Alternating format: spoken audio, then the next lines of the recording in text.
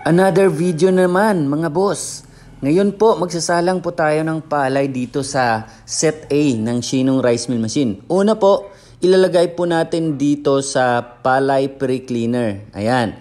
Ang purpose po ng palay pre-cleaner na to ay maglilinis po siya ng palay. Isi-separate po niya yung mga dumi, yung mga tulyapis, yung mga palay na walang laman, mga straws, at iba pa pong mga dumi o basura na hindi naman dapat kasama sa palay. So ngayon, ayan ho, isasalang. Actually, pinapakita po natin sa video nito dahil kaka-install lang po ito ng Veroserve Corporation. Wala pa pong table, dapat merong lalagyan dito ng mga sakong palay. So, titest muna natin. Kaya kalahati muna, konti lang muna yung ilagay natin na palay. Alright? Meron itong switch, ayan, on off. Meron itong electric motor na 2 horsepower. At meron itong vacuum. Ayan o. O, maandar na. So ngayon, ito na po ang kanyang trabaho. Ang magsiseparate ng good palay at ng impurities. Ayan. Yun po ang purpose ng ating palay pre-cleaner na kasama sa ating set A ng Shinong Rice Mill Machine. Ayan ho. Meron pa pong lumalabas dito dahil hindi pa po yan complete na setup. Ayan. Temporary lang po yan. Kita nyo yung hose, nakalagay lang po muna sa labas dahil ititest lang po muna namin ito. Alright? So yan ho. Ang lumalabas dito papunta sa elevator ay yung good palay or good paddy.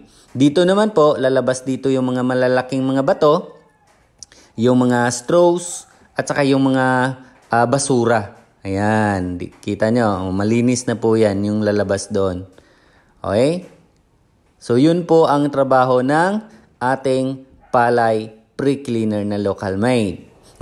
Kasama na po ito sa package natin sa set A ng Shinong Rice Mill Machine. Kahit local made lang po yung palay cleaner natin, talagang malinis naman po. At napakaganda po ang machine na ito. Ang kagandahan dito, lahat mga spare parts ay always available po dito sa atin sa Pilipinas. At ayan, magdagdag naman po tayo. Again guys, for testing lang po ito kasi kaka-install lang. Tinetest muna natin kung gumagana ba. Ayan. At pinapakita namin sa inyo kung paano ito i-operate. So ayan nyo, makikita nyo, maraming dumi ang palay. Okay, kaka-harvest lang po ito. Pero dapat, bago isa lang yung palay, 14% and below yung moisture content ng palay natin para maiwasan po yung pagkadurog ng bigas. Yun po kasi ang sekreto para mapaganda natin ang result or output quality ng bigas. Dapat po na ibilad ito ng maayos or nasa 14% and below ang moisture content ng ating palay para maganda ang output na bigas. Okay, pwede naman po tuloy-tuloy yung pag-andar tulad ng palay cleaner at ang Shinong machine natin. Tuloy-tuloy pwede po yan. Kayang-kaya po ito mag-operate 10 to 12 hours a day. Okay, kailangan lang magpahinga at least 15 minutes every 4 hours.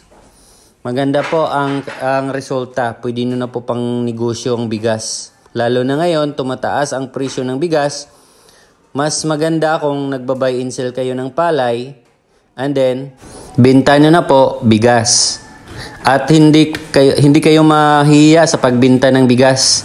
Dahil maganda po ang quality. Malinis, wala ng mga bato. Makinis, maputi, at less broken. Kaya kung ako sa inyo, kung kayo ay naghahanap ng rice mill machine dito sa Pilipinas at simulan nyo na po ang rice milling business, Shinong Rice Mill Machine is the best for starting rice milling business.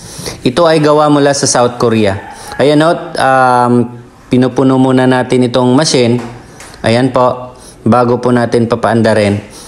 Pero actually, pwede po ito tuloy-tuloy. Okay? Sa ngayon po, dahil nagtitesting pa lang po tayo, pinupuno muna natin ang ating itong imbuduhan, okay, ng ating Shinong Rice Mill Machine. nakikita nyo merong maraming alikabok, di ba? So, dahil po yan sa palay. Nakadepende po yan sa palay. Meron naman po kasing ibang, depende sa variety, meron din po kasing mga palay na hindi naman gaano kaalikabok. Okay. Pero hindi po ito tulad ng ibang rice mill machine na kung magpapaandar kayo, magpapamill kayo, sobrang alikabok ng buong building. Ito hindi po. Ayan, minimal lang po yung alikabok dito. At tungkol naman po sa ingay, hindi naman po siya gaano kaingay ang ating machine. So ayan na ho, pinapaandar na po. And then open na natin yung inlet natin dahil pababa na po ang palay dito sa ating impeller. Okay, open na po natin. Okay, so ayan, makikita natin ang pagbaba ng mga palay. Sineseparate niya po yung ipa. Yung ipa, hihigupin na po yan palabas. Ito naman po yung good paddy. Ayan, binabalatan na po yan. And then yung bin lid, merong separator dyan. Dyan po lalabas yung bin lid. Tapos yung good rice ay iakyat na dito sa elevator papunta sa ating whitener. So yan ho ang ating whitener. Okay. Meron na po itong naka-built-in na distoner na kung saan nagsiseparate ng mga maliliit at mga malalaking mga bato. Kahit buhangin, white sand ay kaya na po i-separate dito. At meron din po itong broken rice separator. Ayan ho, sa output, isi-separate po na yung mga durog na bigas. Ang kagandaan dito dahil hindi po tayo gumagamit ng rubber rolls, impeller type po kasi ito, ibig sabihin, less broken po yung bigas natin. Kailangan lang po natin ay double check yung palay bago natin isalang sa machine ito. At ang standard po na moisture content ng palay ay dapat nasa 14% and below ang moisture content ng palay bago isalang sa machine ito. So, wag po kayong mag-mill ng mga palay na hindi po naibilad ng maayos or hindi po pumasa sa moisture content standard na kailangan po ng machine. So, kung gusto nyo po mas maganda pa po yung quality ng inyong bigas, dapat po, lalo na kung bagong ani, ibilad ito ng maayos at meron kayong moisture meter para ma-monitor nyo po ang moisture content ng palay. Di kuryente lang po ito mga kaibigan, single phase lang, hindi na kailangan ng transformer at hindi rin po kailangan ng engine diesel motor. Kung wala mang kuryente sa inyong lugar or palaging brownout out, gumamit lang po kayo ng generator. At least 15 kVA na generator, pwede po. Meron din po nagtatanong sa akin kung pwede daw ito sa mobile or sasakyan, ilagay sa sasakyan. So, pwede po. Dahil maliit lang po ang space na kailangan dito. 5 meters, 4 meters, or 4 meters by 5 meters po ang space na ma-consume ng machine na ito. Actually, ang standard nito ay nasa 3 meters by 2 meters yung space. Pero ginawa lang po namin na 5 meters by 4 meters ang space para meron pong extension or medyo malaki po yung space. Okay? So, kailangan lang po din ninyo dito ang 60 amperes na switch breaker. Exclusively para sa machine. Kailangan po 220 volts. Hindi po bababa sa 220 volts. Separate din po ang labasan ng mga darak. Ayan ho, ang labasan ng darak sa left side. At sa right side naman po, doon po lalabas yung mga ipa. Meron din po labasan ng mga binlid. Ayan ho, tinatakpan muna nila para palitan nila ng tabo. Ayan ho.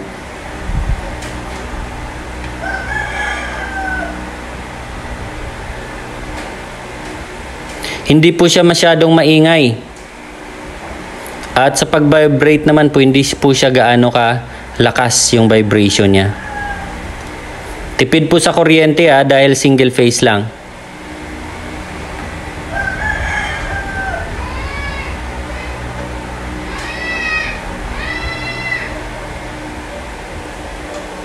So yan na po. Kung nagustuhan niyo po ang machine ito, message lang po kayo sa akin. Pwede kayong tumawag sa 0968850977 or pwede rin po kayo mag-message sa aking Facebook sa Ian Canillas Vlogs or add friend nyo po ako sa Facebook, Ian Arcas Canillas. Ayan po sa Facebook account natin. At sa Shinong naman po, message lang po kayo sa Facebook page. Paki-follow na rin po ang Shinong Rice Mill Machines at ang VSC Agricultural Machineries. Meron po tayong showroom. Pwede po kayong pumunta sa mga showroom namin sa Luzon area. Meron tayo sa Gimba, Nueva Ecija. At ang head office namin at ang showroom namin ay nasa Sampaloc, Manila. Alright? Malapit lang po. Pwede niyong puntahan.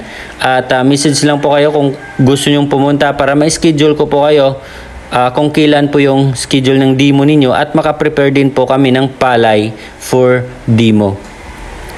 Ayan po, magkano naman po ang capacity 300 to 350 kilograms per hour na palay. Equivalent po ito sa 6 or 6 hanggang 7 sakong palay bawat oras. At kayang-kaya po niya mag-mill 60 to 80 kavans sa isang araw. 10 to 12 hours a day ang operation.